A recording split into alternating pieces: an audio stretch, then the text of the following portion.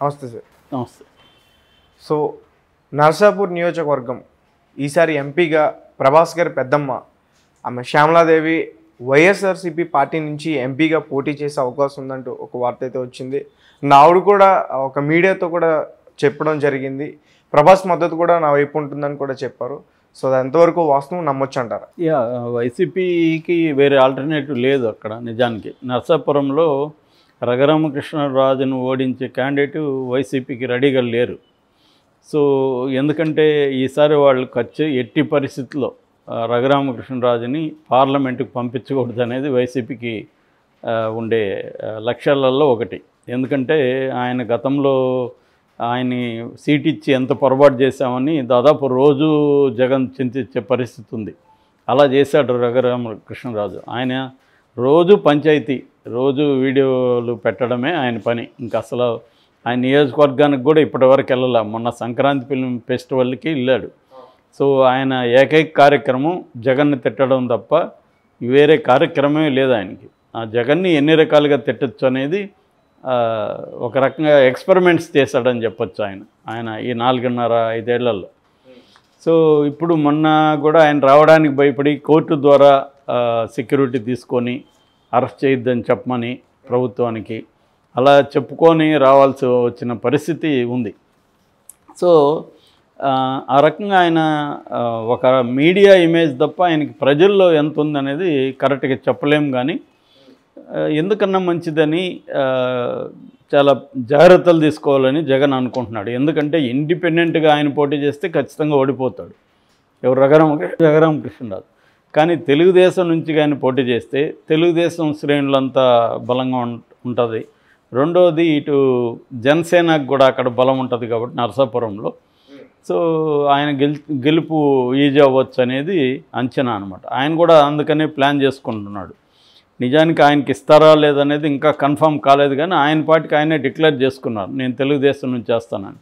మొన్న కూడా ఆయన వచ్చినప్పుడు ఆయన్ని కలవడానికి వచ్చిన వాళ్ళు తెలుగుదేశం వాళ్ళు ఎక్కువ ఉన్నారు, ప్లస్ జనసేన వాళ్ళు ఎక్కువ ఉన్నారు అనమాట. ఇరువైపులా ఉన్నారు.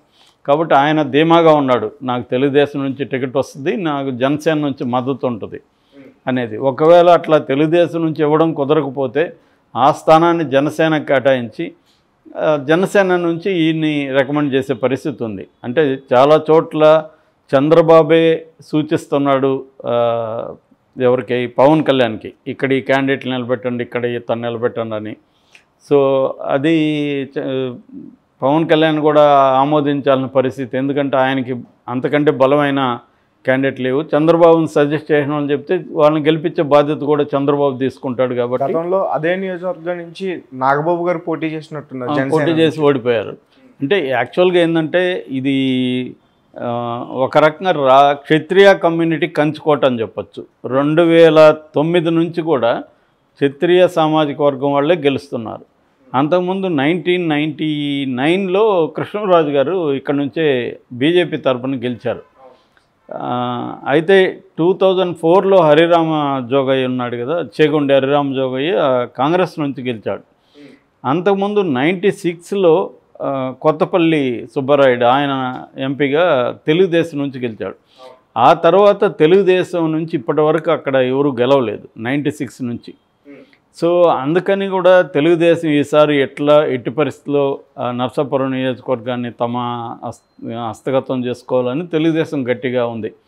తెలుగుదేశానికి కూడా అక్కడ రఘురామకృష్ణరాజు కాకుండా ఇంకెవరు స్ట్రాంగ్గా క్యాండిడేట్ లేరు. అందుకని రఘురామకృష్ణరాజు కూడా ధీమాగా ఉన్నాడు, నాకు పెద్ద పేరుంది జనంలో అది ఇదని అనుకుంటున్నాడు. అందుకని వైసీపీ కూడా ఏంటంటే ఈసారి ఎట్టి పరిస్థితుల్లో కూడా రఘురామకృష్ణరాజుని పార్లమెంట్కి పంపించకూడదు, పంపితే మళ్ళీ అతను తలనొప్పై కూర్చుంటాడు. అందుకని ఇప్పుడన్నా ఆయన మీద వెయిట్ వేయండి, ఆయన మా పార్టీలో ఉన్నాడు, మా పార్టీకి రెబల్గా ఉన్నాడు అని కనీసం స్పీకర్కి వీళ్ళు కంప్లైంట్ చేశారు. ఇప్పుడైతే అది కూడా ఇంక చేయరు. ఎందుకంటే తెలుగుదేశం నుంచి గెలిచాడనుకో వీళ్ళ వైపు ఏకమైకే కూర్చుంటాడన్న భయం అయితే ఉంది వైసీపీలో. ఎందుకంటే ఈ స్థాయిలో వైసీపీని అటాక్ చేసిన ఇంకొక వ్యక్తి లేరు, తెలుగుదేశంలో కూడా లేరు. ఈయన ఏంటంటే రోజు అదే పని. మీడియా కూడా, తెలుగుదేశం మీడియా కూడా ఆయనకి బ్రహ్మాండమైన ఫోకస్ చేసింది ఆయన. సో ఈ కాంటెక్స్ట్లో వాళ్ళు ఏం ఆలోచిస్తున్నారంటే క్షత్రియ కమ్యూనిటీ 2009 నుంచి వస్తున్నారు కాబట్టి అక్కడ ఎవరు బలంగా ఉంటారు అనుకున్నప్పుడు వైసీపీ దృష్టిలో శ్యామలాదేవి కనిపించింది. శ్యామలాదేవి మనకు తెలుసు, ఆమె కృష్ణరాజు గారి సెకండ్ వైఫ్. ఆమెకి కృష్ణరాజుకి దాదాపు 27 ఏళ్ల వయసు తేడా ఉంది. అయినప్పటికి కూడా ఆమె తనకి 3 కూతుర్లు అయితే 4వ బిడ్డలాగా చూసుకునింది. అది కృష్ణరాజు కూడా అనేకసార్లు చెప్పాడు. ఆమె కూడా నాకు 3 పిల్లల కృష్ణరాజు అన్నప్పుడు మీరు ఎవరికి ఇంపార్టెన్స్ ఇస్తారంటే కూడా కృష్ణరాజుకే అని చెప్పింది ఆమె. సో అలాగా ఆమె అతన్ని చూసుకునిందని చెప్తారు. ఆయన కూడా ఎక్కడికి పోయినా, షూటింగ్లకి పోయినా, ఎక్కడికి పోయినా ఆమెను వెంట పెట్టుకుని వెళ్ళేవాడు. ఆమె కూడా చక్కగా చదువుకున్నామే, చక్కగా మాట్లాడగలుగుతుంది, నాలెడ్జ్ ఉంది. సో ఆమె యాక్టివ్గా కూడా ఉంది. అరౌండ్ 50+ ఆమెకి పెద్ద ఏజ్ కూడా ఏం కాలేదు. కాబట్టి రెండోది ప్రభాస్కి ఆమె అంటే చాలా చాలా ఇష్టము. కన్నమ్మ అని పిలుస్తుంటాడు ఆమెను. కాబట్టి ఆమెగా నిలబడితే ప్రభాసే దాని బాధ్యత తీసుకుంటాడు, గెలిపించే బాధ్యత అనేది కూడా వైసీపీకి ఉన్న అభిప్రాయం అనమాట. అట్లాగే ఆ ఏరియాలో ప్రభాస్ ఫ్యాన్స్ కూడా విపరీతంగా ఉన్నారు, ముఖ్యంగా యూత్. వాళ్ళందరూ కూడా ఆమెను గెలిపించుకునే ఒక బాధ్యత తీసుకుంటారు అనేది వాళ్ళ ప్లాను. అందుకనే ఒక ప్రత్యేక దూతను ఆమె దగ్గర పంపించారని చెప్తున్నారు. ఆమె కూడా ఆమెకి ఇప్పుడు ఏంటంటే కృష్ణరాజు చనిపోయిన తర్వాత ఆమె జీవితం ఒక శూన్యం అన్న ఫీలింగ్ వచ్చింది. ఎందుకంటే 3 అమ్మాయిలు కూడా లైఫ్లో సెటిల్ అయిపోయారు. సో కాబట్టి తను కూడా రాజకీయాల్లో ఉంటే కృష్ణరాజు ఆశయాన్ని కూడా కొనసాగించవచ్చు. ఆయనకి రాజకీయాలు అంటే చాలా ఇష్టం ఉండేది. ఆ తర్వాత కూడా ప్రజారాజ్యంలో చేరాడు కానీ మళ్ళీ గెలవలేకపోయాడు ఆయన. సో అందుకని ఆమె మొన్న మొగల్తూరులో ఈ మంత్ 20న కృష్ణరాజు జయంతి పురస్కరించుకొని అక్కడ ఒక మెడికల్ క్యాంప్ చేశారు. అప్పుడు ఆమెను విలేకరులు అడిగినప్పుడు మీరు రాజకీయాలకు వస్తారా అన్నప్పుడు డైరెక్ట్గా ఆమె చెప్పకుండా అందరూ చెప్పే సమాధానం చెప్పింది. ప్రజల అభిష్టం మేరకి ప్రజల అభిష్టం ఎలా ఉంటే అలా చేస్తాను అని చెప్పింది. నిజంగా ఆమె రాకూడదు అనుకుంటే నేను రావట్లేదు అని చెప్పేసేది. ప్రజల అభిష్టం అంటే అర్థం ఏంటి? ప్రజలు కోరుకున్నారు కాబట్టి వచ్చాను, వచ్చే ఉద్దేశం ఉంది కాబట్టి ప్రజల మీద దోస్తారనమాట వీళ్ళు. నిజానికి ప్రజలందరూ వచ్చి ఎందుకు అడుగుతారు ఆమెని? అదేంటంటే రాజకీయ నాయకులు వాడే భాష అదే. ప్రజలు ఏం అడిగితే ఏం కోరుకుంటే అదే చేస్తాం, ఇతను ఏం కోరుకుంటే అదే చేస్తాడు, కానీ ప్రజల మీద తోస్తుంటారు. అలాగే ఏమి కూడా తెలివిగా ప్రజలు కోరుకుంటే చేస్తాను, ఏదేమైనా కృష్ణరాజు గారి ఆశయాలు నేను కంటిన్యూ చేస్తానని కూడా చెప్పింది. సో క్లియర్గా ఆమె రాజకీయాల్లో అడుగుపెట్టే అవకాశం ఉంది, అక్కడే పోటీ చేసే అవకాశం ఉంది. చేస్తే మాత్రం రఘురామకృష్ణరాజుకి ఇబ్బంది అని చెప్తున్నారు. ఆయన మొన్న కూడా ఛాలెంజ్ చేశాడు, నేనైతే ఇక్కడ నిలబడుతున్నాను, మీరు నన్ను ఓడించే క్యాండిడేట్ని వెతుక్కోండిరా అన్నట్టుగా ఆయన వైసీపీకి ఛాలెంజ్ విసిరాడు. రెండోది ఇంతకుముందు కూడా ఆయన చెప్పాడు, ఒకవేళ ఆమెను దించినా కూడా ఆమెను నేను ఓడిస్తానని కూడా చెప్పాడు.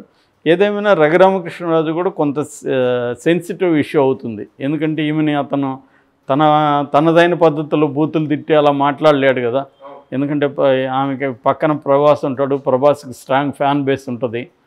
వాళ్ళందరూ మళ్ళీ అక్కడ ఆల్రెడీ వైసీపీ యాంటీగా ఉంటుంది ఈయనకి. అక్కడ ఏమన్నా తేడా వస్తే ఆయన్ని ఊర్లు కూడా తిరగనీరు. అక్కడ ఆయన పెద్ద ఎత్తున సెక్యూరిటీ పెట్టుకొని తిరగాల్సింది, ప్రజల్లోకి కూడా రానివ్వరు. అందుకని ఆయనకు కూడా గట్టిగా మాట్లాడే ఒక పరిస్థితి ఉండదన్నమాట.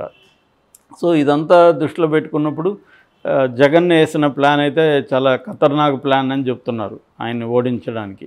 ఈమె కంటే సరైన క్యాండిడేట్ అక్కడ లేదు. ఖచ్చితంగా ఈమెకు ఒక సింపతి ఉంటుంది, కృష్ణరాజు చనిపోయిన ఆ సింపతి ఉంటుంది. ఇటు ప్రభాస్ ఇది ఉంటుంది. ప్రభాస్కి కూడా ఒక ఛాలెంజ్ అవుతుంది. ప్రభాస్ కూడా ఆ మధ్య అన్ని రకాలుగా కలిసి కమ్యూనిటీ ఉంది, క్షత్రియ కమ్యూనిటీ ఉంది. క్షత్రియ కమ్యూనిటీ అంతా కూడా రఘురామకృష్ణరాజును ఓన్ చేసుకునే పరిస్థితి కూడా లేదు.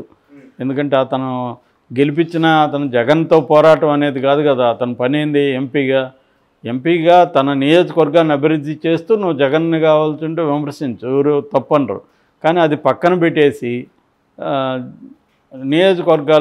నియోజకవర్గంలోకి వచ్చి నా ప్రజల కోసం పనిచేస్తుంటే అరెస్ట్ చేసినా కూడా ఆయనకు అప్పుడు మంచి పేరు వచ్చేది. ఏమవుతుంది? అరెస్ట్ చేస్తే 2 రోజులు జైల్లో పెడతారు. ప్రజల కోసం నేను పనిచేస్తుంటే అరెస్ట్ చేశారు అన్న ఒక నెరేటివ్ ఆయన తీసుకు వెళ్ళొచ్చు. అదిగా భయపడి అక్కడ కూర్చొని ఇప్పుడు ఎలా రాగలిగాడు? ఆయనకు అవసరం కాబట్టి ఇప్పుడు వచ్చాడు అన్న విమర్శ అక్కడ ప్రధానంగా యూత్లో బలంగా ఉంది. సో ఇదంతా శ్యామలాదేవి గారికి ఉపయోగపడే అవకాశం ఉంది. నాకు తెలిసి ఖచ్చితంగా ఇది కన్ఫామ్ అని మనం అనుకోవచ్చు.